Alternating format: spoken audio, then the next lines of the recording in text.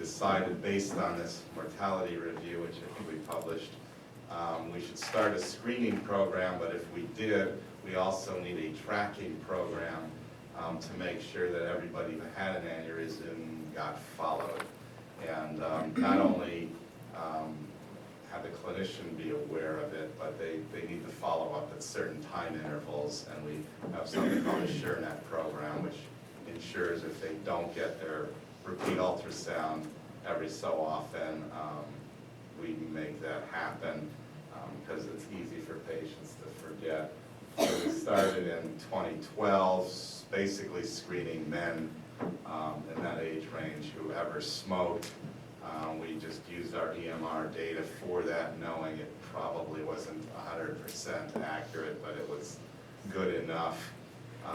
What was interesting, we excluded patients who had abdominal imaging in the last 10 years, and I was stunned to find that that was 50% of our population. And so we already had a screening rate of 50% without doing anything. And it took some time. We had to actually sit down with a radiologist and figure out what exams get done that actually image the aorta that you'd feel comfortable saying their aorta was imaged. We did not go retrospectively back and review the billions of x-rays to make sure that they were interpreted right and that an aneurysm wasn't in the report. We thought that would just be too hard and we'd never get more. So this is a progress trumping perfection. I've no doubt there's probably a few aneurysms in that 50% there that are in the report, but did not do that. We basically, to get this started, had to meet with a group of stakeholders, vascular surgery, primary care, cardiovascular physicians, relatively small group, and we didn't need a ton of buy-in getting. We put alerts in the EMR based on the smoking and the age and gender. We created a follow-up protocol based on the size of the aorta and the tracking system in place. Radiologists, one of the harder things was getting them to put the recommended follow-up of an aneurysm in their report. So if they diagnose an aneurysm, it will say, repeat the ultrasound in 1 year, or if it's above a certain level, they say recommend going to vascular surgery. And that made it very easy for the primary care doctors to know what to do. When the reports came up, you will not be able to read this. We were going to have a right care program on visual acuity. Bottom line is there's another interesting group. The normal aorta is less than 2.4 centimeters. If you're between 2.5 and 2.9, you have aortic ectasia. Aortic ectasia is something which is a cardiovascular, it's a marker of cardiovascular disease. So what I don't have data on is how many patients we found with aortic ectasia that got treated with statins who weren't on statins before. This is kind of the equivalent of aortic calcifications. It's not exactly the equivalent, but conceptually it's a group of folks at higher risk for an ultimately bad cardiovascular outcome because their aorta is abnormal. Yeah. I was absolutely fascinated by your talk particularly about the aortic aneurysms. And I want to connect that to what you were saying at the beginning about your process. And in your process for creating this system for aortic aneurysms, you initially brought together a cross-sectoral team to problem solve it. So could you just talk a little bit about how you would take that same process and apply it to coronary calcium, given what you now know? Okay, no, that's a great question. I'll tell you the difference in why this was actually one of the easier initiatives to launch because there was no controversy on whether the people should be screened. And we just put an alert in the EMR and made it very easy for doctors to just click the order and it gets done, and then we put in a follow-up, a backup system. If we were to do this for calcification studies, we would first have to get this probably a similar group of people together. They'd have to agree on how is calcification reported, what patients should get it. And if you looked at the other slides there, I mean, a lot of that data is controversial. We'd have to start looking at capacity.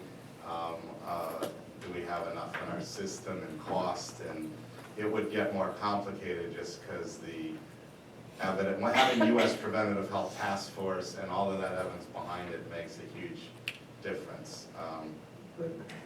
Sorry, But the process would look the same. There would just be a lot more debate in the room.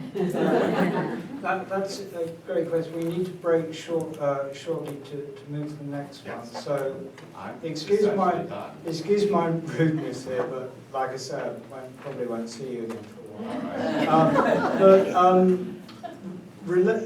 As regards Kaiser, isn't the threshold for the strength of evidence slightly lower because there's such a compelling business case? Let me put it this way.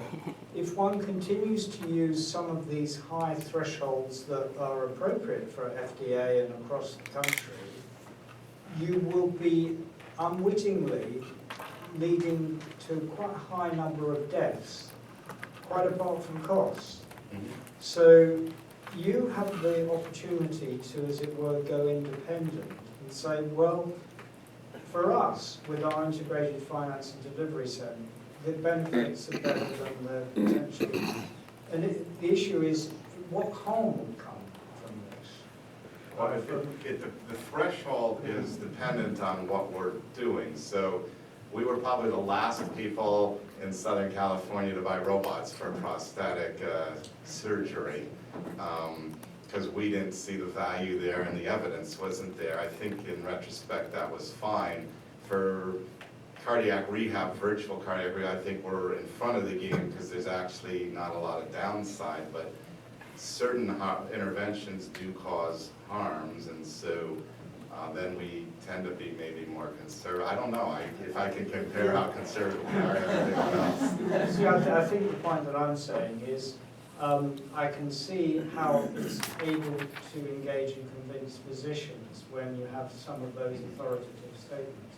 But I was just curious, whereas in Kaiser, you have different thresholds of evidence and risks and gains, and whether the financial case affects where you pitch that strength of evidence issues is a general question.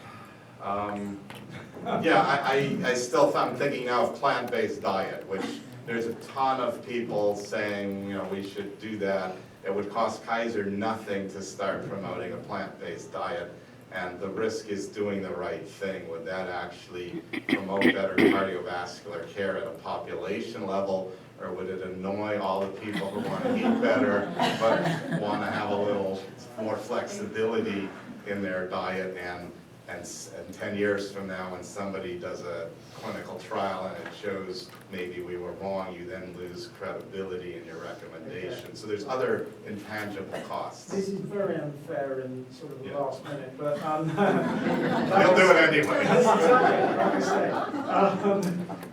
Could you just say a few words about what SureNet is? Because that's specific to Kaiser, and it really is a very interesting thing. So this is another just quick program that basically people order lab tests and they don't always get followed up. And so if you look at VA studies, about 8% of abnormal lab tests don't get followed up. Some of them are cardiac related, like A1Cs and LDLs, and we put in a system that actually tracks selected abnormal test results and puts in an intervention before harm comes to the patient. So one of them happens to be ultrasound of the aorta, but we track lung nodules. I think you mentioned lung nodules in the ER. So people have done that on certain scales, but we do it over 4 million members and have about 40 or so tracking systems on different labs. This is actually a huge problem that stuff doesn't get followed up. I can't resist this one. You know, your great list of the e-scope that Yeah. turned into project. Yeah. Was part of the turning into project some sort of costing or business case? Did all of those projects have to have a business case before they went, or No. you didn't? Okay. We don't actually look at money that much. I mean, if it's the right care, it should get implemented unless it's like crazy cost prohibitive, but most of that stuff is cheap and easy, and it's self-evident that it would be the right thing to do. So it's not true what they say about Kaiser. We have to, can you join with me in thanking Michael? Thank you very much. We do have to now make a transition to the next presenters. And to give you a break from me, I'm going to ask Harold Zantar, who's one of the 3 co-chairs in this program, who actually knows the 2 folks from Kaiser who are going to speak to you. And I think, Harold, you're a fairly close to introduce. Thank you. Thank you, John. I think John brought up an important issue, not only for Kaiser, for medical groups, for medical plans, and for our country as a whole, is how we make decisions on taking our scientific evidence and finding more scientific evidence and translating it into what do we do in a resource-constrained environment. And it's really challenging, and I think we all try to do it in the best way we can, and as Michael said, with respect to what's the best care for the best patient, as we know in now 2020, who can believe that?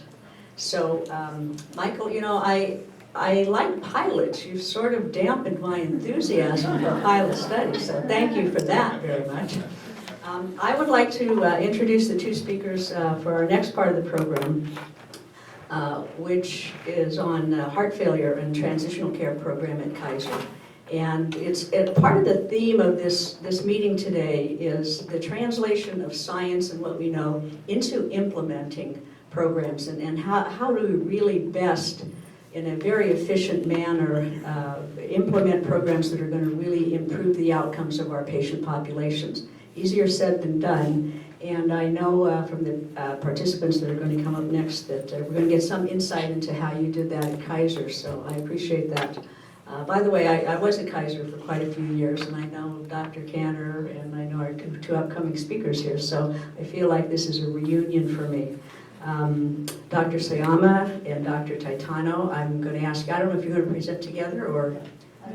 I'll start, and then Okay. Dr. Taitano will start. Okay, great. And you know, heart failure, we've started to come more of a long way lately, but for many years, you know, it was a condition that had mortality similar to some cancers. And we now have better medications, and maybe more on the horizon, but also the implementation around the care of the patient is quite important. So I will listen with interest.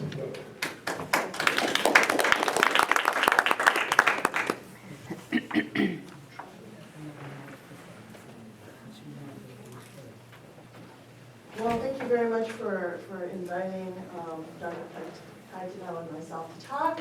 I know probably some of the information we're going to cover may cross over with some of the information you may already know. Just kind of to give us a roadmap for where we're going. We're going to talk a little bit about just the background of the organization. I know a lot of you may already be familiar with our organization. We'll talk about the heart failure population, and then some of our interventions and the program we designed to meet the needs of our heart failure population. So that would include our transitional care program, the use of the Walter Prognostic Index for identifying palliative care potential patients in the hospital, looking at something we call real-time MedRec, and I'll talk to you a little bit more about that a little bit later. Then Dr. Taitano will come and talk about our more of our medication-related programs, talking about flexible diuretic plans, the access to outpatient IV Lasix, and then how we promote our clinical practice guidelines, important interventions like cardiac rehab, and then some of the new work that we're doing with Medi-Cal on providing meals to the patients with heart failure, and also talking about some of the newer interventions like the SGLT2 inhibitors. So just, background on Kaiser just in general. You may or may not know, we're actually 3 separate entities.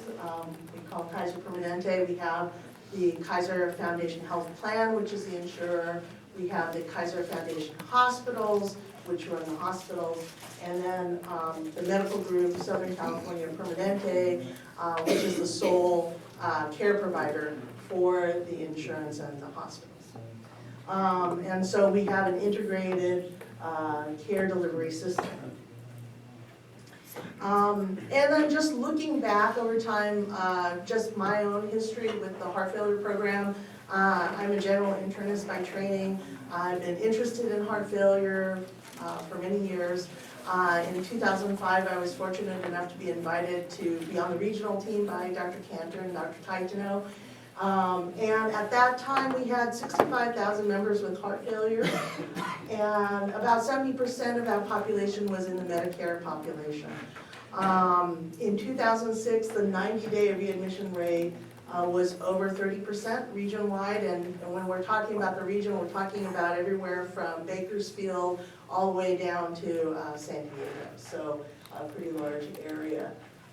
There was a lot of variability between centers. We had like 13 medical centers, so everybody was doing things a little bit different because every hospital had its own flavor.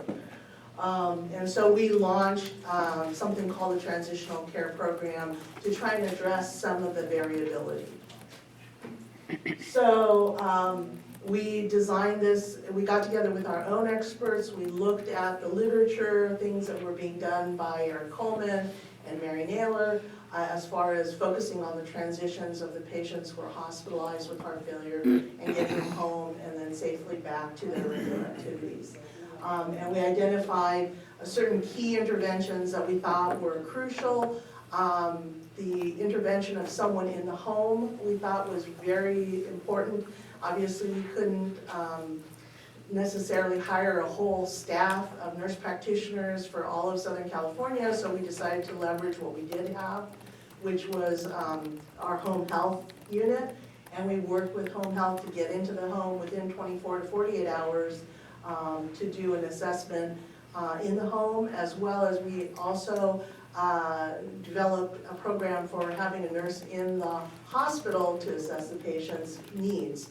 And then we had already had an outpatient heart failure care management system from prior that used to work by referrals for outpatients. So what we did was we took all those pieces together and tried to get all those people to talk to each other and work to smooth the transitions for these patients. So we basically focused on patients who had been hospitalized for heart failure or had a low EF and been hospitalized in the past. We had to exclude patients who already had other services or were living out of the area, or patients that we couldn't reach for one reason or another. And this is just kind of I know it's a very busy slide and I didn't put it up here to tell you all the different parts, but just that there were a lot of moving parts with people who didn't have a history of talking to each other. The inpatient nurses never really thought about what the home health nurse would see, what the primary care doctor would be doing once a patient was discharged from the hospital. Home health really just usually did their piece, and they didn't really talk to the inpatient people or the outpatient people. And the outpatient people were usually maybe just talking to the cardiologists or the primary care physicians, but they weren't really thinking about, what was happening in home health or on the inpatient side. So it was a very big challenge to get all these people talking together and focusing on kind of the same bucket of interventions. And this is another very busy slide, I guess, testing your vision too today. So it must be a Kaiser theme. But this is really just to say that there are a lot of moving pieces. It took a really long time But, you know, we were successful actually in getting to a point where we could actually get everybody on the same page. One thing that we used to do that was this thing called the daily report. And what it does, the top part is kind of our regional summary, so we kind of know what everybody's doing at any particular day. But at the bottom, more importantly, the medical centers could know what patients were hospitalized, identified with heart failure, their medical record number, and whether they were currently an inpatient, whether they were in the 2-day home health window, or whether they were in the 7-day window where we needed to have them see a physician, have them outreached by our outpatient care managers. So it's a kind of a great way to see what's coming, so you can manage your own workflow as well. And then if it would prevent patients from being missed, is the whole idea. So between when we started the pilot in 2006, we did start with the pilot, and we actually were completely fully implemented by the end of 2007.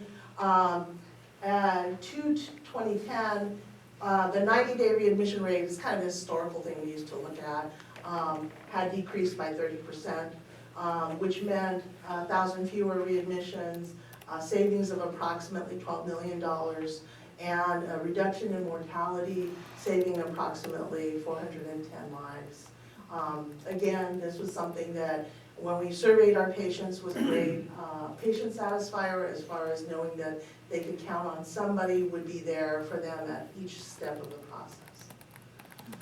And so you can see that we talked about variabilities at the different centers, and I know this is also very busy, but this is again looking at that 90-day readmission rate, and you can see out here in 2005 we were kind of all over the place, and then as we got to the end of 2008 there, you can see our variability greatly was reduced. And this is more recent data. This is looking at the OE ratio, and I don't know if everybody is familiar with that, but it is a publicly reported measure that looks at the observed readmissions in 30 days post primary heart failure discharge for any readmission for any reason. The observed over what Medicare or CMS or HEDIS calculates as the expected. So you can see that over the course of the years, we've had progressive reduction in the trending of our observed over expected ratio. The programming change there you see is the change to ICD-10. And so we took all of the different pieces that we developed and we put them into a guidebook because we realized that there's staffing turnover all the time, especially in our home health piece, but definitely our outpatient